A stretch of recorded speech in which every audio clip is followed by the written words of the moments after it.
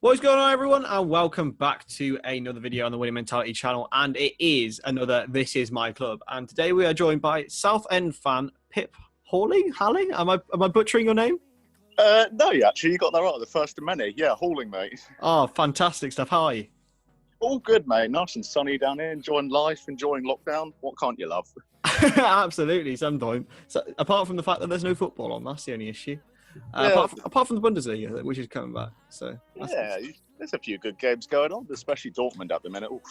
Yeah, great stuff, aren't they? So we'll start off at the beginning, where it all needs to start. Okay. Absolutely. So where did your love of Southend come from? Right then, it's a typical boyhood dream. My father, he supported Southend when he was a youngster. I was born in Southend. It's almost you have to follow the tradition, otherwise you're gonna have to sit in the corner over there and be awkward. Absolutely. But no, it was definitely from a young age. I was brought up. My first clothing, I believe, that I was told I wore was a Southend United hoodie, and then it went from there. From my first game, I can remember from the age of 6. It was against Bristol City in 2006, and that game we actually did secure promotion up to League One. I remember it was a last-minute goal from Wayne Gray, I believe. He beat Bristol City 3-2, and we nipped our rivals Colchester to the title. Excellent stuff. Well, see, that's what it means, you know. But did you ever face any struggles in terms of maybe supporting a bigger club like all the other kids in school? Yeah, you get that a few times. You always have your friends say, I support Liverpool, I support Man United, always the big clubs back in the day, and you have to go up to them and say, I support Southend.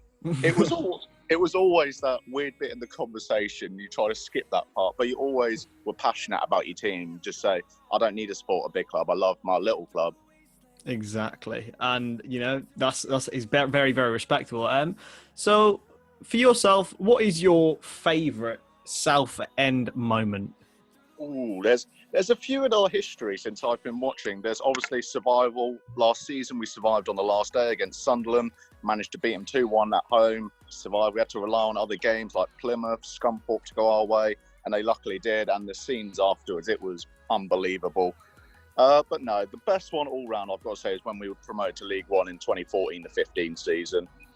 We were secured promotion almost until the final day of the season against Morecambe. We went up there, it's a big party, which we covered at least half their ground with our fans, and big party, all ready to go, and we lost 3-1.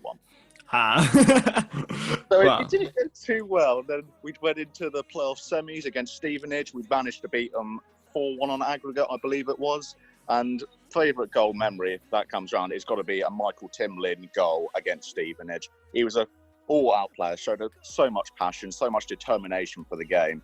And in the second game, he had a head like a rugby scrum helmet on, just because he had a very brutal head injury, which is all over YouTube, over Sky Sports. He collided with another player, blood everywhere. And he managed to nip through all the Stevenage defence and the midfield and put it right in the corner. That sent that stadium nuts that night. Absolutely.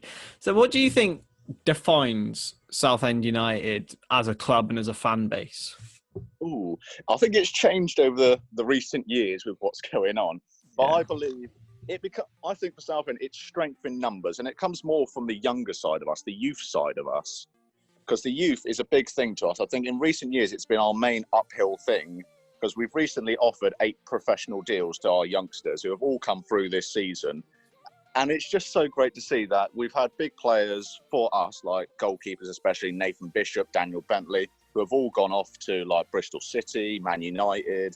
They've signed for those clubs. Just it's good to see our youth system is getting out great players, not only for us, but then we make a profit off them, which we can always use in the future if it's to redevelop a youth squad or to get big player names in. Anything like that is always great to see. But no, I believe strength in numbers is a great thing at Southend. Yeah. So what would you say is your greatest goal, apart from obviously that one that you just mentioned? What other ones would you say you'd mention for Southend? There's a really famous one against Man United, if anyone remembers that. It was a Freddie Eastwood. He was our top goal scorer for 2 seasons running.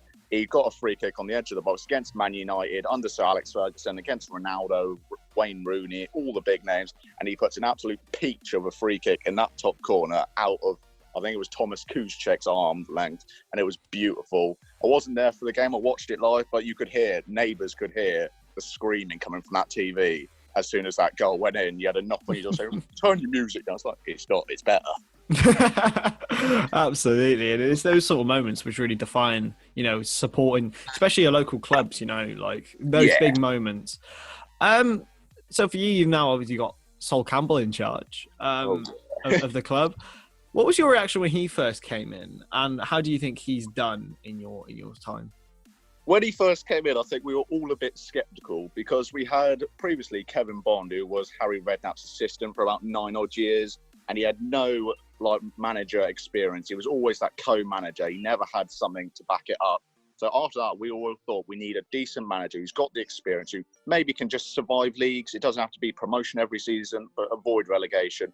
And when Sol Campbell was announced, I think we were all a bit like, oh, this is going to end up like Macclesfield. It's going to be like money coming out every week. It's going to be expenses we're not going to be able to afford. But however, I feel he's done a brilliant job with the circumstances given. He couldn't sign any players in January due to the embargo we were under. And I think he's lifted this whole club so much because before he came in, I think we'd only won 2 games before January. And since then, we've gone on to win quite a few. We've drawn more. We've picked up more points than I think all season combined. He's lifted the motivation. Being an ex-player, I think he's worked under the greats like Arsene Wenger and all that. He's been in the Invincibles team. I feel he's got that knowledge of the game to share down to players and especially the youngsters, just to step up to the game, rise to the challenge, fight for the shirt. And I believe that's what we're brilliant and we love to see. Yeah, his decision-making is questionable sometimes. He can make a few awkward moves, but that's with every manager, you see. Every manager makes the odd hiccup and you're just like, what the hell are you doing? Yeah, absolutely, mate. And so you're sitting second bottom of League One now. Yeah. We had a Peterborough fan on last time, and he said, we talked about the current situation, how they're looking to deal with it. From a biased point of view, how would you like the season to end? Oh, brilliant. Well, we're 13 or 15 points off of safety. The team above us, Tranmere, have got a game in hand, so it's always brilliant to see that stuff. Our club is voting to do null and void, which is very strange and almost stupid.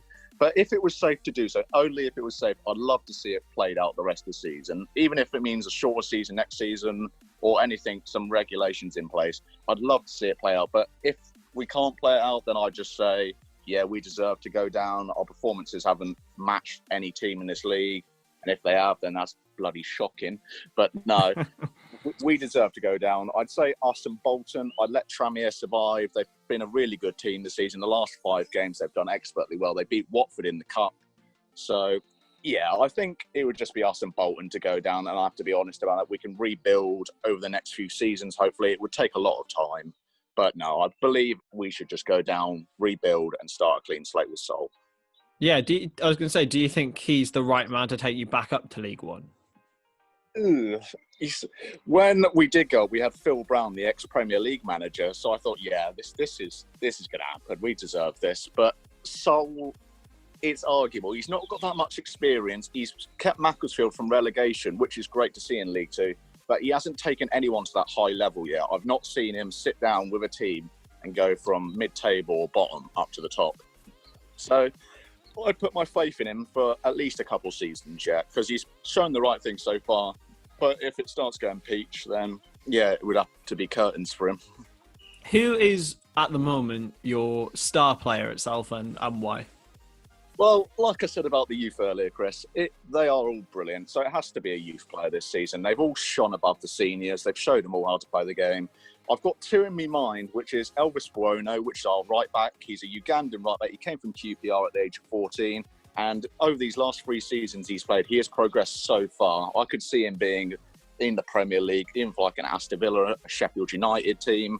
He is brilliant to play against. And one who's recently come through is Tom Clifford, a youth player again.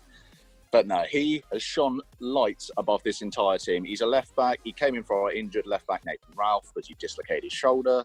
And he has been phenomenal. He acts like he's been in this game for 10 years. He does everything. Like, tackles are brilliant. His free kicks are world class. He's nearly scored quite a few for us, which has sent the fans going nuts for him. But no, he's only played about 7 games this season, but he's definitely one for the future as well. And yeah, where do you see? And this is an ambitious question and one that we'll use to finish off here. Okay. Southend United in 10 years' time, where do you see them? Don't say that to me. Don't say that. Oh, if we can get financial backing. If we can sort out our mess of a club behind the doors, if we can stabilise everything, I'd like to say you can see us in mid-table League One 10 years. Championship would be too much of a push. I reckon we might do it, but it would take a lot longer. It would take maybe more managers, a team to develop a lot to get up to that stage, but no. Hopefully a non-bust team is my answer. Absolutely, especially in the current situation. Anyway, that was an excellent look into the Southend world there. Thank you very much, Pip, for joining me. You're welcome, mate. And if there's any social medias you want to shout out, Twitter, Instagram, that kind of stuff. Oh, you shouldn't have asked this. So since I've been a Southend fan, I've recently, for about a season now, I've done a YouTube channel developed to Southend and other teams. Excellent stuff. Been vlogging the games, been going to as many as I can, developing opinions, getting fan opinions, been loving every minute of it. So the YouTube is Diversity, D1VERSITY. And please go over, have a watch, subscribe. If you hate it that much, tell me you hate it. I love them all. Anything else? Any Twitters? Any? They're all linked on YouTube, but again, the Twitter one is Diversity3 and the Instagram is Diversity410. Don't ask about the numbers, I don't know either. Excellent stuff. Anyway, thank you very much for joining me once again, and we will see you next time. Peace.